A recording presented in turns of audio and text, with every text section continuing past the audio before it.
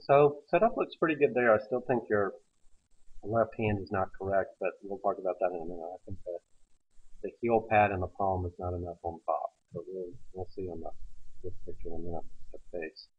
All right, so let's see what your body does here. So I think that you've moved too far off this ball. Well, look at my clubs. Not, it doesn't look like a big back ball. I don't think it does either. But I just want to say that the swaying caused most of that instead of turn. If you turn more and not sway more, so you can see how far you moved off this ball. So your weight's too far back on the right leg. So you're going to struggle getting to the left here. You're not going to get enough weight on the left leg. So you're swinging mostly your arms and your hands here. There's not enough big muscle rotation from your legs, from your hips. You tell that the club face, you're fighting the club face back to impact. It's too open. I'm looking at it right there. That's really open. All right, let's look at it over here. I have to redo my box. Let's just watch it from this angle about the box.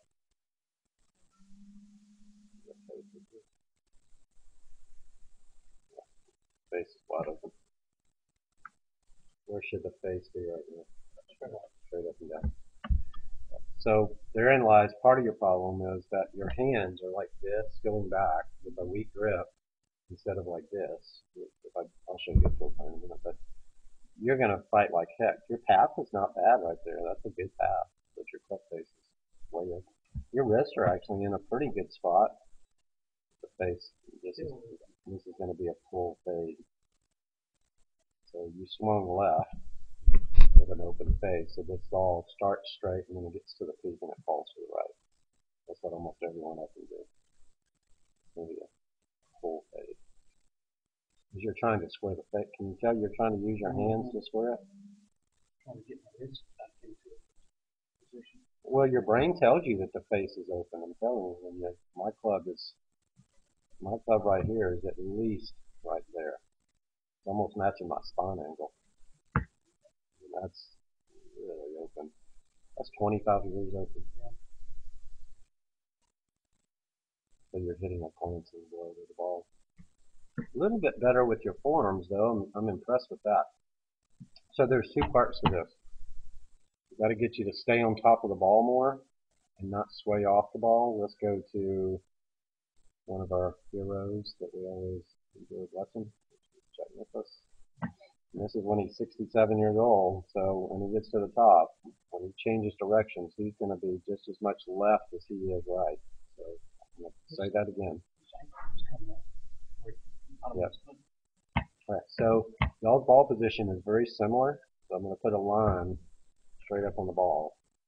Yeah, but look at the difference of his arms and mine. Because his arms are going up, your arms are going around. And his right arm is off his chest, and yours is stuck to your body, so you lose power by having your arm down versus up. He's got more rotation in his hips and evidence of his left foot and his left knee, and his right pocket is more around. He's more on top of the ball, you're more off the ball. So he doesn't have very far to go to get to the left. You see, he's got a lot of leg push and drive to impact. And you've got to sway with your chest to do that. When you can't get there, you don't have time. So you're trying like heck to square that. Look at the difference in the old club face right there. Look how much more to the left he is than you. Harvey would say you're stuck in mud. And he'd see that right knee back on your right ankle, back that far back, versus in front of this right foot. I mean, that tells you how much he's using his knees and his legs. You're 6 inches further back with your legs. So he's way more left, way more open. His hips are starting to clear already. Yeah. So the difference is his legs are way more into the shot.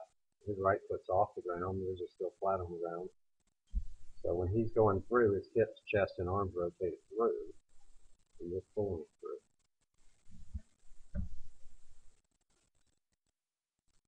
He's releasing it. All right, so there's two parts to that. Just like I said, I think that you got to work on not swaying back. You got to get your arms up, and you got to strengthen your grip because that's club face. You're fighting your club face really the whole swing. That's the most important thing is club face. That's 4 times more important than path space. I would tell you. I mean, I think your clubs are okay. If I was gonna, you have two choices. I could change your clubs just like they are, keep them the same length, bend them 2 degrees strong, make your grips bigger so that your club would swing faster if you wanted your equipment to be better, or you need a new set. If you were going to get a new set, I'd make your clubs, your shorter irons longer in length. I would bend them upright as well, which promotes a draw, versus flat, which promotes a fade.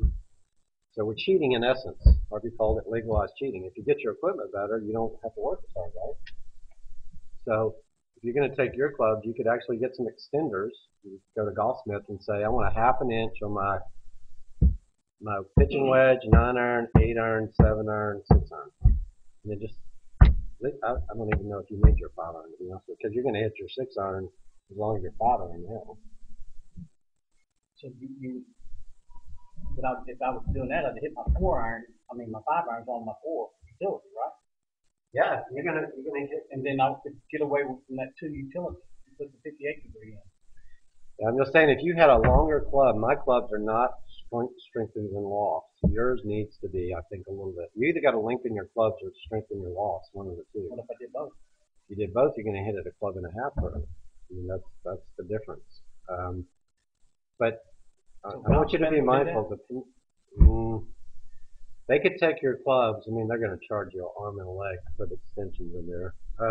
If you went and ordered them, I'll do them for way cheaper than anybody else would do them, just because you're my friend. But if you wanted to get me clubs, I would say just order 6, 7, 8, 9 pitching wedge and get them all the same length, but put them at the length of your 7 iron. Mine are the length of my 6, but make them all your 7 iron length.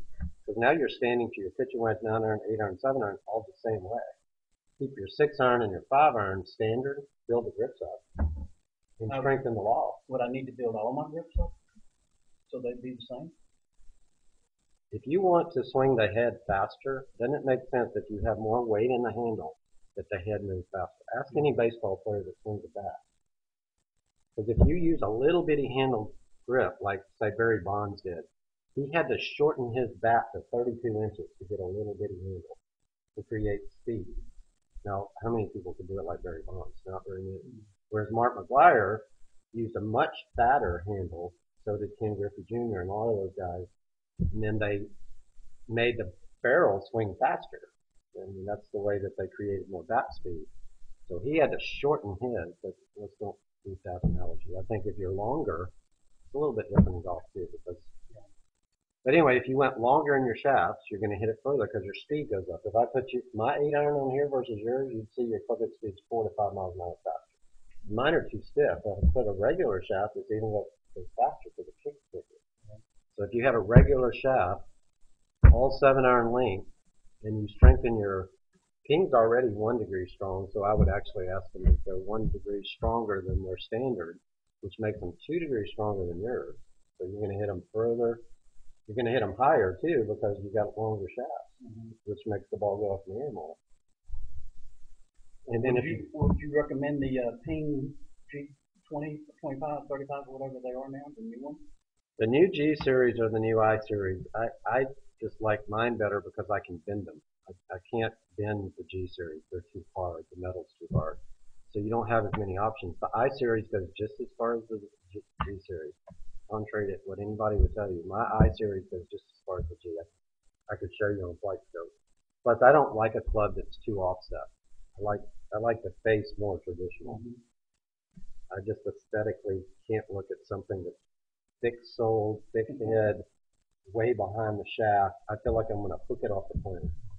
So in your case, if you made them longer and you made the head lighter by building your grips up, your speed goes up. And now if you start releasing it, you're going to start hitting it more left than right. But for right now, I want you to feel like you're going to hit it more left. And we'll just work on the path. But your path isn't that far away. I bet if I put you on flight scope, I bet your path is within 1 or 2 degrees of perfect. It's your face angle that's killing you.